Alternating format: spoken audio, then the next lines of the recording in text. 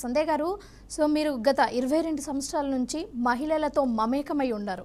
వాళ్ళ సమస్యలు కూడా మీకు చాలా వరకు తెలిసి ఉంటుంది.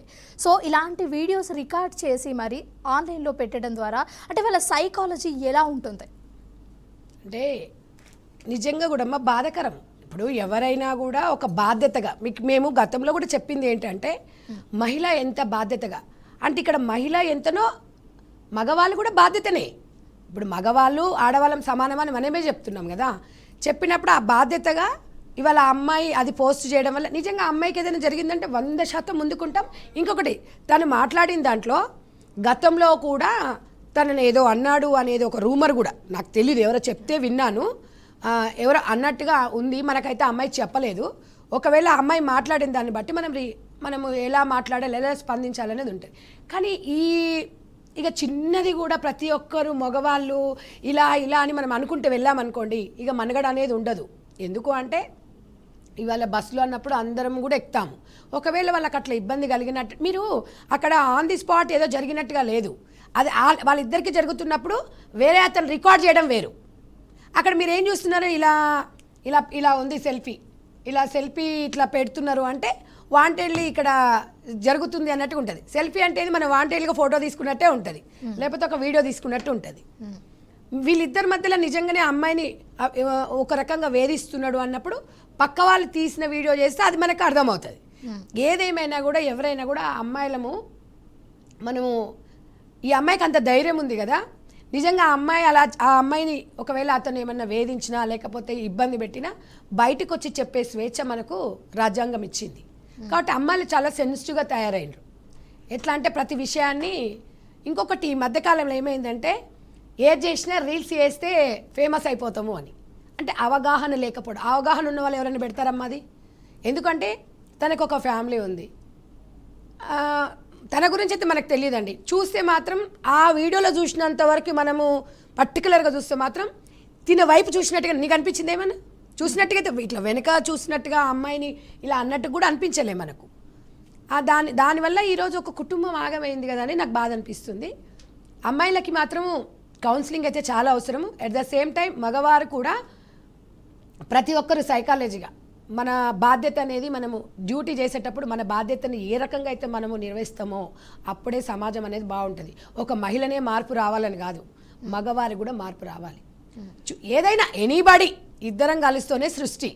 ఈ సృష్టి ధర్మంలో డెఫినెట్గా మనము ఉద్యోగాలకు పోతున్నప్పుడు కంపల్సరీ మగ ఆడకి కలిసి మాట్లాడాల్సి వస్తుంది, అది తప్పదు.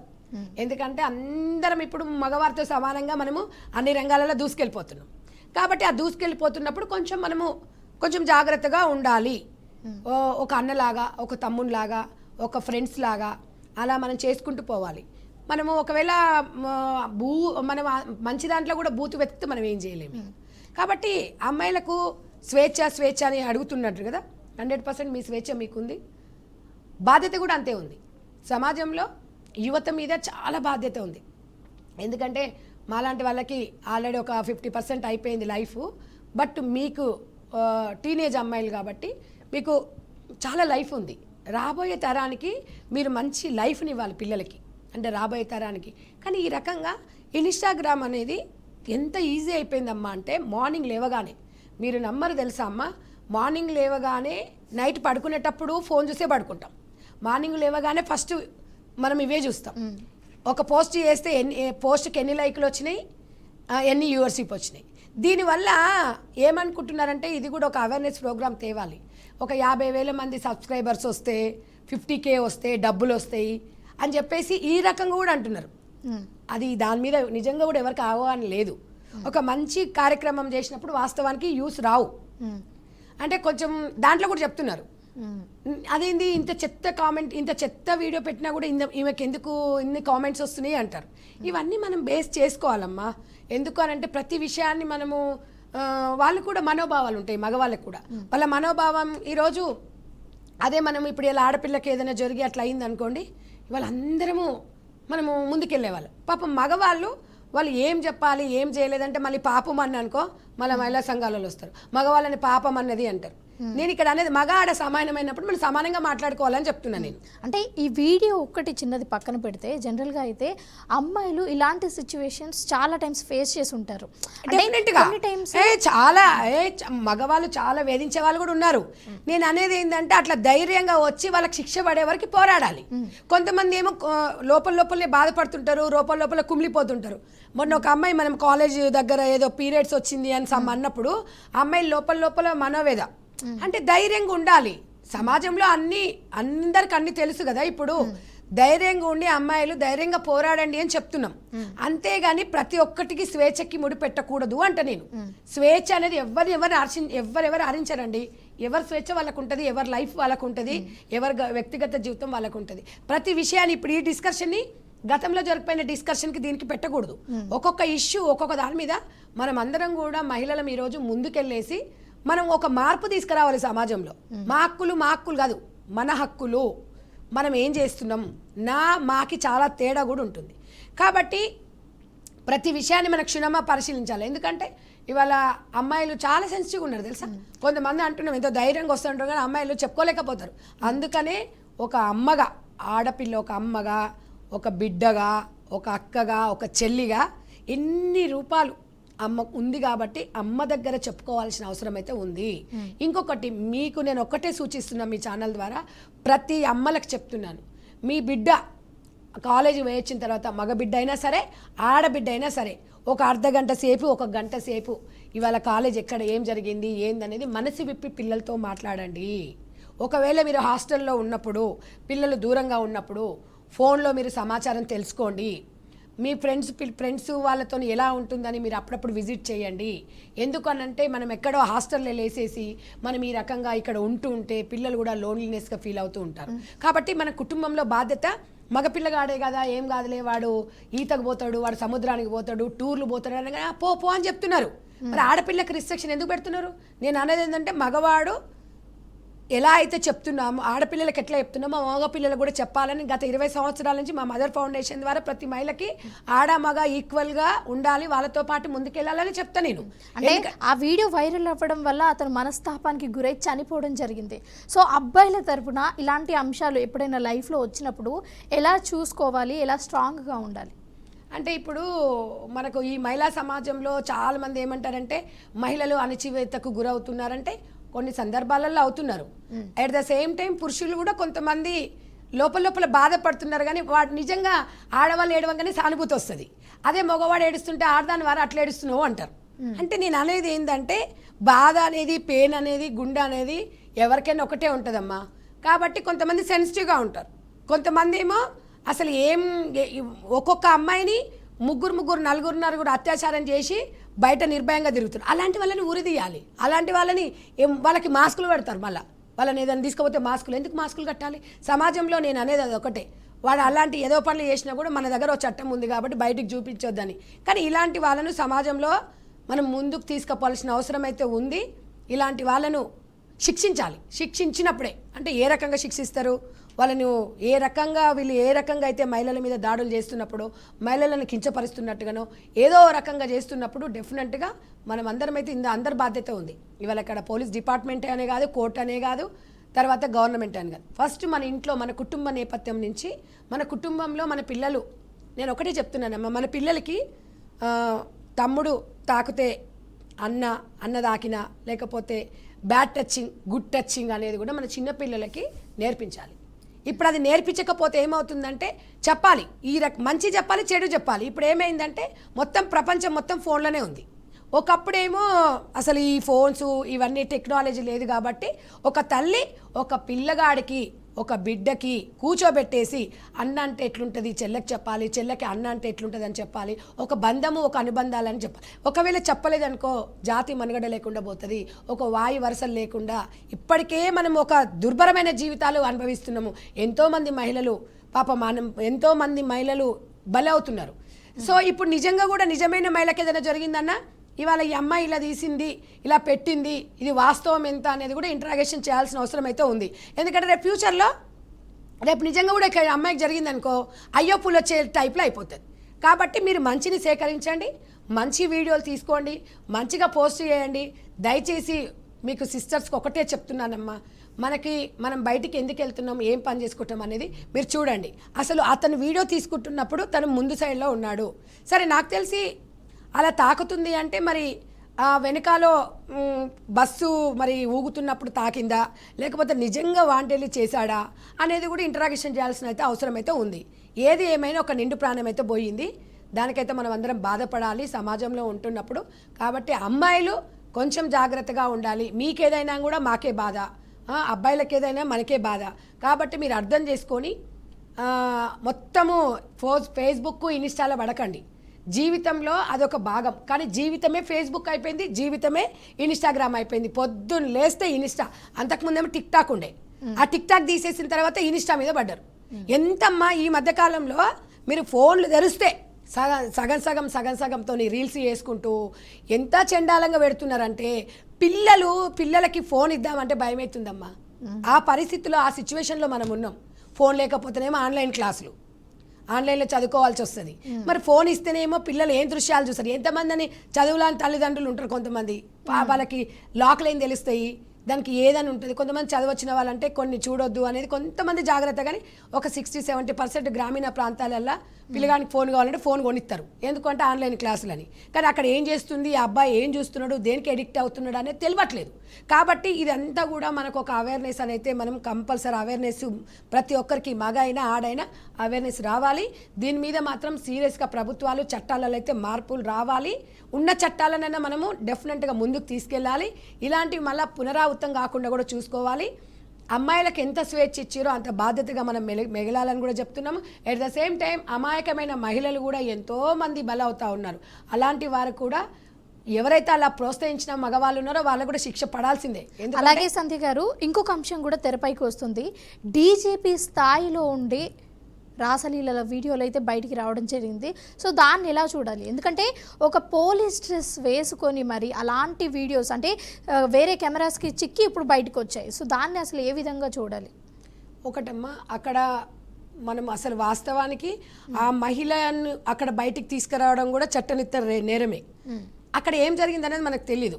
ఇక్కడ ఏమైందంటే ఈ మధ్యకాలంలో ఏం మాట్లాడినా సోషల్ మీడియాలో బయటకు వస్తుంది. దీనివల్ల ఏమవుతుందంటే జీవితాలు విచ్ఛిన్నం అయిపోతున్నాయి. అంటే వాంటెడ్లీ చేయడం వేరు. ఇప్పుడు అక్కడ ఇచ్చిన వాళ్ళు ఎవరు ఇవ్వాలమ్మా? ఇస్తే ఆ మహిళనన్నా ఇవ్వాలి, లేదు అంటే అక్కడ ఉన్న అతనన్నా ఇవ్వాలి. అక్కడ ఏం జరిగింది, లేకపోతే అక్కడ ఆ మహిళకి ఏం జరిగింది అనేది కూడా వాళ్ళిద్దరు వచ్చి బయట చెప్తే కానీ మనకు తెలియదు. ఇలాంటి దాని గురించి డిస్కషన్ చేసుకోవడం కూడా కరెక్ట్ కాదు. ఇది బాధ్యత. అంటే ఒక డిపార్ట్మెంట్లో ఉన్నప్పుడు ఒక బాధ్యతగా అక్కడ ఆ డిపార్ట్మెంట్కి సంబంధించిన వ్యక్తి, మరి ఆమె ఎవరో మనకు తెలీదు, బట్ ఆ డిపార్ట్మెంట్లోనే పనిచేస్తుందమ్మా అమ్మాయి ఆ డిపార్ట్మెంట్లోనే పనిచేస్తుందా? అంటే ఒక్కరు కాదు, ఇద్దరు కాదు, చాలా ఫొటోస్ వీడియోస్ కూడా బయటికి రావడం జరిగింది. అండ్ చూసుకున్నట్లయితే వాళ్ళు కూడా ఇష్టంతోనే అది చేసినట్టుగా కనిపిస్తుంది. అంటే ఇప్పుడు ఇష్టంతోనే చేస్తున్నారు అన్నప్పుడు మనకు సుప్రీంకోర్టు కొన్ని అయితే చెప్పింది గైడ్లైన్స్. సో దాన్ని మనము, వాళ్ళకి కూడా ఒక ఫ్యామిలీ ఉంటుంది. మరి అది ఇష్టంతో చెప్పిందా, లేకపోతే ఇష్టం లేదా, లేకపోతే ఇప్పుడు ఆ అమ్మాయి వచ్చి మీకు ఏమైనా కంప్లైంట్ ఇచ్చిందా? అంటే అది కంప్లైంట్ ఇవ్వడం కాదు, సోషల్ మీడియాలో ఇప్పుడు ఆ వీడియో వైరల్ అవుతుంది. ఏంటి, ఒక పోలీస్, ఒక డీజీపీ ఆఫీసర్ స్థాయిలో అనేది ఏంటంటే, ఏ స్థాయినా సరే అమ్మా, ఏ జాబ్ చేసినా, ఏ వృత్తిలో ఉన్నా అట్లా పబ్లిక్లో చేయడం మాత్రం కరెక్ట్ కాదు. ప్రైవసీగా ఉండండి. మనకు ఆ డిపార్ట్మెంట్ అంటే దేవాలయం లాంటిది. ఇక్కడ మీరు జాబ్ చేసే ప్లేస్ మనకు ఒక దేవాలయం లాంటిది. ఆ దేవాలయంలో మనం చేయాల్సిన పనే చేయాలి. మనకి ఏదైతే పని అప్ప చెప్తారో ఆ పని చేసి మీకు పర్సనల్ జీవితాన్ని మీరు పర్సనల్గా చేయండి. కానీ మనం డిపార్ట్మెంట్లోకి వచ్చేసి ఇలాంటివి చేయడం అనేది ఎవరికైనా బాధాకరమే. ఎవరికైనా జీవితాలు ఉంటాయి, వ్యక్తిగత జీవితాలు. కానీ ఆ వ్యక్తిగత జీవితాలు కూడా కొన్ని ఉంటాయి. ఏ ప్లేస్లలో ఏవి చేయొద్దు అంటే ఇక వాళ్ళు ఒక డిపార్ట్మెంట్లో ఉన్నారు, అక్కడ ఏం జరిగింది, ఏమవుతుంది అనేది నిజంగా అమ్మా ఇవన్నీ ఈ మధ్యకాలంలో చూస్తుంటే అసలు అమ్మాయిలు ఎవరితో మాట్లాడాలి, ఎవరితో మాట్లాడొద్దు, ఇలా ఒక ఎమ్మెల్యేని కలుద్దామన్నా కలిస్తే ఒక మాట మాట్లాడుతున్నారు, ఒక రాజకీయంగా అమ్మాయిలు బయటికి వెళ్దామన్నా ఇబ్బంది పడుతున్నారు. ఎట్లా అయిపోయింది సమాజంలో అంటే అసలు ఈ వాస్తవానికి ఒక ఎమ్మెల్యేతోని ఎవరికైనా మహిళలకు అవసరం ఉంటుంది, వెళ్తాము, మాట్లాడతాము. అక్కడ ఎంప్లాయీస్ కానివ్వండి, ఎంఆర్ఓలు, ఎండిఓలు, ఇట్లా చాలామంది వాళ్ళ పని వాళ్ళు చేసుకుంటారు. ఇట్లాంటి సోషల్ మీడియా ఏమైందంటే అరచేతుల సోషల్ మీడియా, ఇది ఫోన్ ఉండగానే క్లిక్ చేస్తున్నారు. ఇంతకుముందు ఇంత లేదు, జరిగినా కూడా వాళ్ళు ఎవరు వచ్చి చెప్పలేదు. కానీ అంటే ఇంతకుముందు లేదు జరిగినా కూడా చెప్పొద్దని మీ వాదన అని అంటారు. కొంతమంది ఉంటారు కదమ్మా, బ్యాచ్ ఉంటారు, అదే పనిగా పెట్టుకొని ఉంటారనమాట. మనము దేవాలయంకి వెళ్ళినప్పుడు దేవాలయం దేవుని స్మరించుకొని పోరు, కొంతమంది దేవాలయం మీద బూతునే చూస్తారనమాట. అట్లా మనం మాట్లాడే ప్రతి విషయంలో ఈమె ఏం మాట్లాడిందని చెప్పేసి అందులోకెళ్ళి చిన్న చిన్న ముక్కలు తీసి వైరల్ చేస్తుంటారు. అది కాదమ్మా సబ్జెక్టు. నేను మహిళా పక్షపాతిని, నాకు మహిళలు అంటే చాలా గౌరవము, ఎట్ ద సేమ్ టైం మగవాళ్ళన్నా చాలా గౌరవము. మనం ఏంటంటే పరస్పర అంగీకారంతో మనం ముందుకెళ్ళాలి తప్ప ఒక్క మగవాడు 10 మగవాళ్ళు తప్పులు చేసినారని చెప్పేసి మనం పురుష సమాజాన్ని ఈచరించుకోవడం అనేది కరెక్ట్ కాదని నా వాదన. నాకు తెలిసిన వరకు నేను చెప్తున్నాను. నేను ఎందుకంటే గత 22 సంవత్సరాల నుంచి మహిళల మనోభావాలతో నేను ఉన్నాను కాబట్టి కొంతమంది అక్కడ ఆ వాస్తవ దృశ్యాలు ఏంటనేది మనకు తెలియదు. నిన్న మనం కూడా కొన్ని అంటే ఈ సోషల్ మీడియా వచ్చిన తర్వాత మళ్ళీ కొంతమంది ఏమంటున్నారు, ఏఐ అని కూడా ఏదో మాట్లాడుతున్నారు కదా, ఏఐ ఏదో ఉంటుంది అంటే ఏ వీడియో బయటకు వచ్చినా అదే చెప్తున్నారు. ఇప్పుడు ఏమైందంటే అయ్యో పులు వచ్చాయి అన్నట్టు అయిపోతుంది. ఏది జరిగినా అది మాది కాదండి అని నేను అనేది ఏంటంటే, ఏది ఏమైనా కూడా ఎవరైతే బాధితురాలా మాకు ఇది జరిగిందని చెప్పి వాళ్ళు బై రైటింగ్లో రాసి వాళ్ళు వచ్చి వాయిస్ పబ్లిక్లోకి ఇచ్చినప్పుడు దానికో సమస్యకు పరిష్కారం దొరుకుతుంది. అప్పుడు కూడా మనం టీవీలలో మాట్లాడుకోవచ్చు. అంటే సంధ్య గారు, ఇక్కడ ఇంకొక అంశాన్ని కూడా మనం చూడొచ్చు. ఏదైతే వీడియో వైరల్ అవుతుందో దాంట్లో ఒక్క అమ్మాయి కాదు, 2 అమ్మాయిలు కాదు, చాలా రకరకాల అమ్మాయిలు కనిపిస్తున్నారు. అంటే 2-3 అమ్మాయిలు కనిపిస్తున్నారు. సో ఆ స్థాయిలో ఉన్న వ్యక్తి దగ్గరికి చాలా మంది వస్తూ ఉంటారు, ఈ హెల్ప్ చేయండి, లేకపోతే ఈ ప్రాబ్లంలో ఉన్నాను, ఇది సాల్వ్ చేయండి అని. అంటే వాళ్ళని కూడా వలలో వేసుకునే ప్రయత్నం ఇది అన్నట్టుగా కనిపిస్తుందా?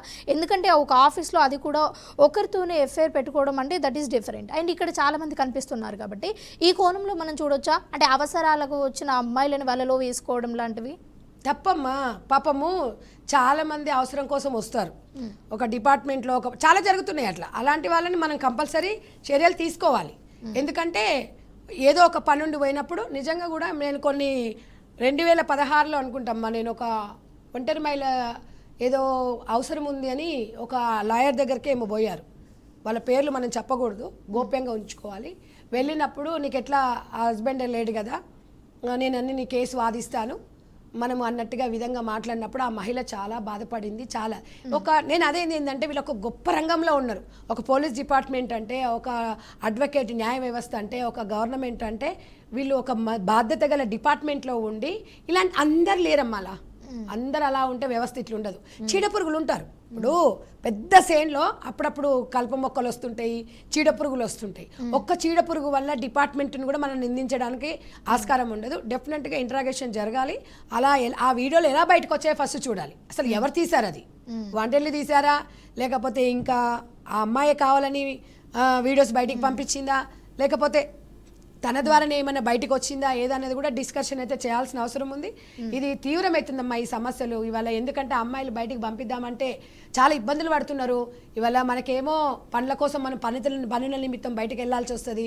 కొంతమంది అడ్వకేట్స్ పాపం తన పని తను చేసుకుంటూనే వెళ్తూనే ఉన్నారు. రోజులు ఇవే కేసులు ఇవే అవుతున్నాయి. కాబట్టి మనము గవర్నమెంట్ మాత్రం డెఫినెట్గా, ఏ గవర్నమెంట్ అయినమ్మా, ఇక్కడ సెంట్రల్ గవర్నమెంట్ కానివ్వండి, రాష్ట్ర ప్రభుత్వాలు కానీ డెఫినెట్గా ఇట్లాంటి దాని మీద నిఘా మాత్రం పెట్టాల్సిన అవసరం ఉంది. ఎంత నిఘా పెట్టినా కూడా ఈ ఏఐ అని చెప్పేసి రోజు ఏదేదో వస్తుంది. దాన్ని మనం లేకపోతే మనుగడ అనేది సాగడం చాలా కష్టంగా ఉంది. రోజొకటి మేడం, రోజొకటి. ఇక్కడ ఇది రీసెంట్గా నిన్న ఒక అమ్మాయి మీర్పేటలో చిన్న బాబుకి ఫైజన్ ఇచ్చేసి ఆమె సూసైడ్ చేసుకుంది. ఎందుకు అమ్మాయిలు ఎందుకు అట్లా వీక్ అవుతున్నారు? సమాజం చాలా పెద్దది కదా, మీరు ఎందుకు స్ట్రాంగ్గా ఉండలేకపోతున్నారు అనేది కూడా మన సమాజానికి ఒక మెసేజ్ ఇవ్వాల్సి ఉంటుంది. ఎందుకంటే జీవితంలో విసుగు అనేది కాదు, జీవితం ఒకటే జీవితం ఉంది. ఆ జీవితంలో హ్యాపీగా ఉండాలని, మనం ఉన్నన్ని రోజులు హ్యాపీగా ఉండాలి, మీకు నచ్చినట్టుగా బతకండి. కాకపోతే వ్యక్తిగత జీవితం వేరే ఉంటుంది, పబ్లిక్లో మనం ఉండే జీవితం వేరే ఉంటుంది. కాబట్టి ఆ వ్యక్తిగతానికి పబ్లిక్ అనేది కొంచెం మనం గోప్యంగా ఉంచుకొని మనం ముందుకెళ్తే తప్పకుండా మగవారితో సమానంగా ముందుకెళ్ళొచ్చు.